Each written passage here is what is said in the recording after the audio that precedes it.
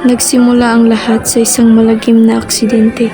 Isang iglap lang nawala sina mama at papa at iniwan kaming mag-isa.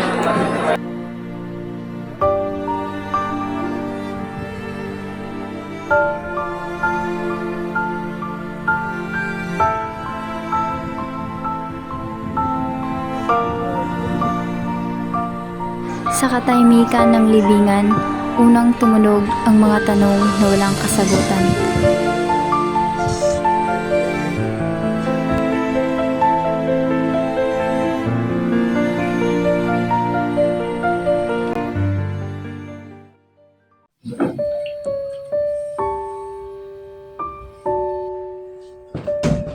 Bakit? Bakit kailangan pa nang mamatay? Wala na kung paki kung ano ang plano ng Diyos. Unang universe. Leo, hindi natin alam ang lahat. Hindi laging may sagot. Hindi ba ikaw yung matalino? Ikaw yung may sense. Sabihin mo nga, ano ang silbi ng buhay kung nawawala ng mahal mo? Baka ang silbi ng buhay ay magpatuloy kahit sa pagkawala.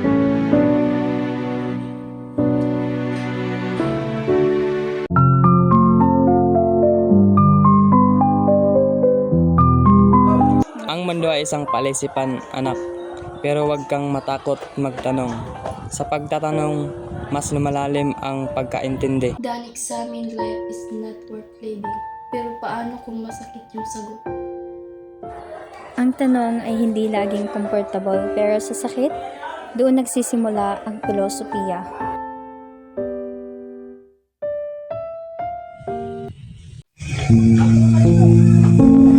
Humahagik ang hangin ng mga lihim ng nakaraan. Sa katahimikan, nananatili ang mga alaala tulad ng mga anino. Isang kwento ng pag-ibig, pagkawala, ng mga sandaling humubog sa mga buhay.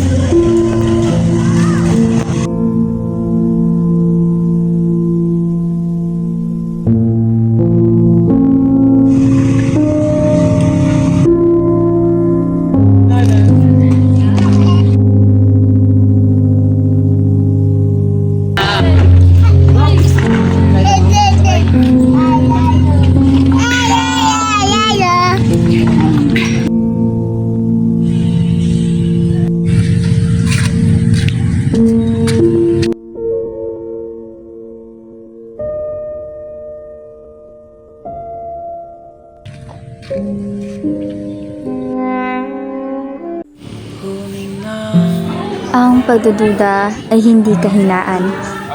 Minsan, ito ang simula ng karunungan.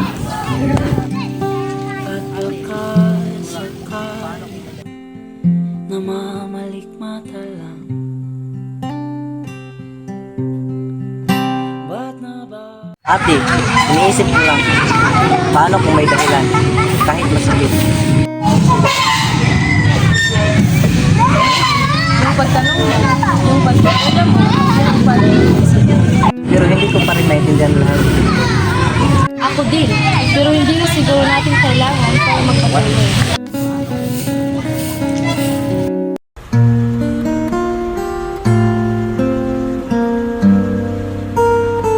Jud, anong kwentang buhay pag ganito lang lagi? Nawawala na akong mama, nawawala na akong papa, parang walang saysay. Alam mo, Leo, minsan kasi, ang hirap intindihin ang mga bagay-bagay.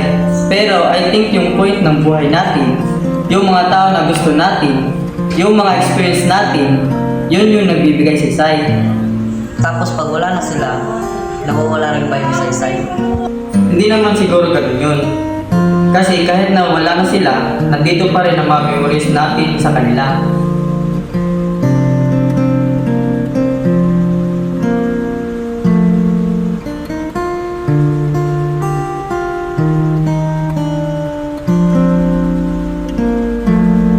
At yung mga lesson na natutunan natin, yun yung nagpapatuloy.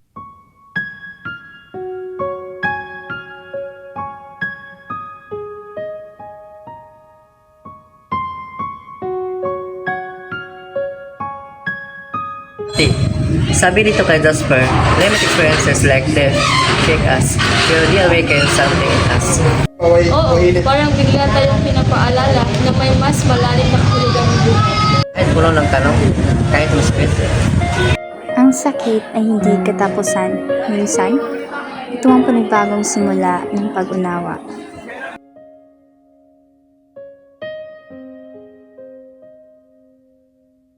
Maybe we'll never get all the answer, but we can choose how to love, even when life is uncertain. Holistic thinking na yan, ha?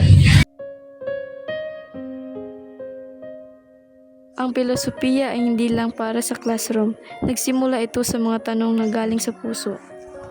Sa pagkawala ni na mama at papa, natutunan namin tanggapin ang misteryoso ng buhay at patuloy na magmahal kahit sa gitna ng dilim.